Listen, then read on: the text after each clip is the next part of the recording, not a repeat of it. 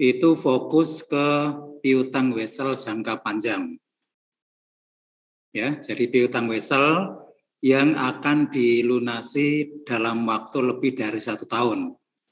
Kalau untuk piutang wesel jangka pendek sudah dibahas di akuntansi pengantar.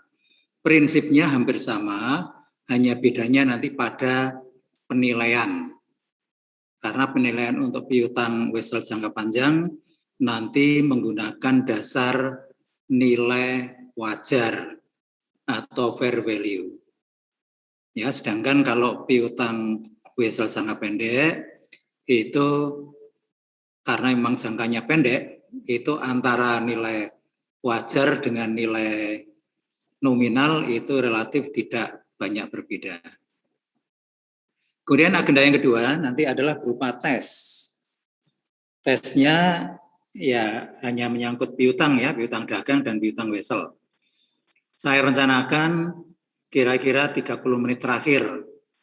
Tapi kalau nanti kuliahnya selesai lebih awal, ya kita tesnya bisa juga lebih awal, nanti saya ajukan jamnya di portal.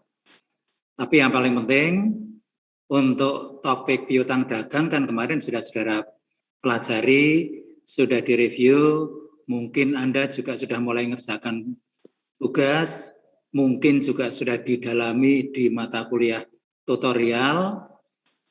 Nah, saya anggap sudah cukup.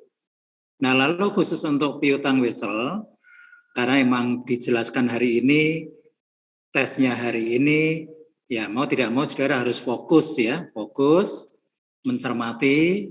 Nanti saya beri kesempatan sebelum tes, kalau ada yang mau ditanyakan silakan. Kalau tidak ada ya nanti kita langsung tes. Ya. Oke, seperti biasa kita akan awali dengan pengertian terlebih dahulu. Piutang wesel itu apa? Saya kira sama ya, sama yaitu piutang yang didukung oleh janji tertulis secara formal.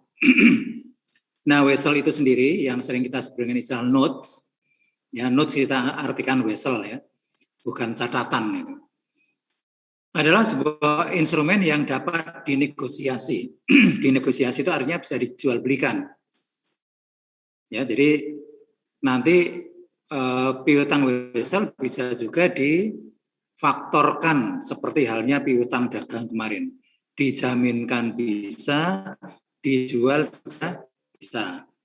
Caranya sama persis, tapi memang kita tidak akan mengulangi lagi karena kemarin topik tentang factoring sudah kita diskusikan.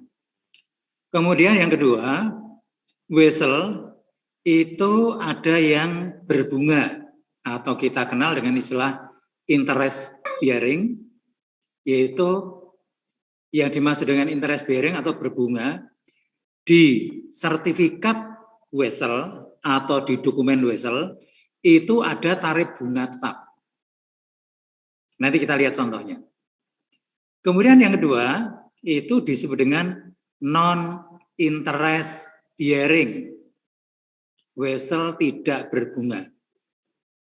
Nah, meskipun tidak berbunga, bukan berarti tidak ada pendapatan bunga. Ya, tetap ada pendapatan bunga. Yang dimaksud dengan non-interest bearing itu hanya di dokumen wesel tidak tercantum tarif bunga. Ya. Jadi bedanya itu. Sekarang kita lihat dulu penjelasan yang lain. Piutang wesel itu umumnya timbul karena para pelanggan ingin memperpanjang periode pembayaran piutang. Jadi tadinya ada transaksi jualan biasa, timbul piutang dagang, kemudian saat jatuh tempo pelanggan belum bisa membayar, lalu bernegosiasi, kemudian minta agar masa pembayaran diperpanjang. Nah, kita setuju, tapi karena diperpanjang, nanti didukung oleh janji tertulis untuk kepastian. Dan juga ada bunga yang harus dibayar, karena memang jangka waktunya mau panjang gitu ya. Kemudian bisa juga terjadi pada transaksi jual beli biasa, tapi kita menjualnya kepada pelanggan yang berisiko tinggi. Berisiko tinggi itu adalah pelanggan yang kalau bayar itu sering telat-telat, itu berisiko tinggi itu. Atau pelanggan baru yang bilang memang belum kita kenal itu, ya. Nah, bisa juga berupa peminjaman ke karyawan atau ke perusahaan anak.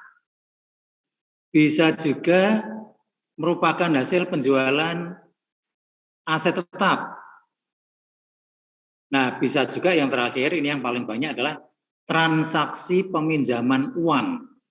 Jadi kita memberikan peminjaman uang kepada pihak lain. Nah, ini ternyata yang paling banyak yang terakhir ini. Tapi apapun, kalau sudah menjadi piutang wesel, nanti perlakuan akuntansinya itu sama. Nah, coba sekarang kita lihat contoh wesel. Ya, kita lihat saja informasi-informasi penting ya.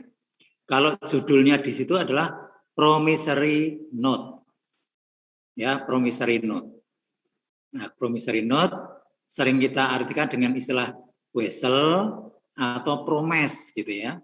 Nah, promise itu ya asal katanya promise itu janji gitu ya. Janji tertulis maksudnya. Nah, di situ disebutkan bahwa di sebelah kanan itu September 30 19X7 itu adalah tanggal penerbitan wesel.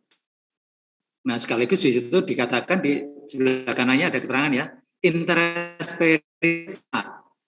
periode bunga dimulai dari tanggal itu, 30 September. Kemudian di sebelah kiri atas ya, 1000 itu disebut dengan prinsipal. Prinsipal itu kita artikan nilai tunai. Nilai nominal. Ya, jadi nilai nominal.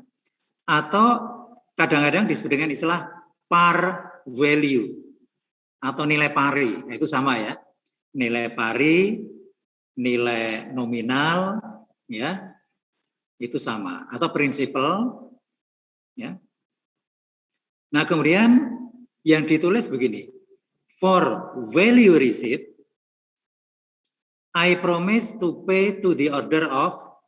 Nah, ini yang menulis janji, itu dia mengatakan untuk nilai yang saya terima, saya berjanji untuk membayar kepada Continental Illinois Bank and Trust Company, Chicago, Illinois. Nah, itu dikatakan Continental Illinois Bank and Trust Company itu adalah PY. PY itu kreditur, ya, pihak yang memiliki piutang, gitu. Ya, pihak yang memiliki piutang. Jadi kita dari sisi bank. Saya teruskan ya. For value receipt, I promise to pay to the order of Continental Illinois Bank and Trust Company, Chicago, Illinois, 1,000 and no per $100. Nah, itu angka 1000 itu selain ditulis dalam bentuk angka di kiri atas, juga ditulis dalam bentuk tulisan. Nah, nulisnya 1,000 and no itu artinya 0. Ya, 0 per 100. Nah, mengapa nulisnya seperti itu? Nah, ini juga ada penjelasannya. Karena ya 0 per 100 itu artinya 1000,00 gitu. Nah, ini karena ini kan contoh wesel di Amerika gitu ya. Karena di Amerika Serikat itu uang di bawah $1 itu masih ada, masih berlaku. Mulai dari 10 sen, nah kalau di bawah 1 itu kan namanya sen. Kemudian 10 sen, ada 25 sen, sering disebut dengan quarter gitu ya. Nah itu. Sehingga kalau nanti ada nilai di bawah $1 ya ditulis misalnya 25 sen atau berapa sen gitu. Kalau no berarti tidak ada sennya itu. Nah, jadi sen itu adalah 1/100. Maka kalau ada orang mengatakan prosen, nah itu salah, itu yang benar adalah persen. persen itu per 100, gitu ya.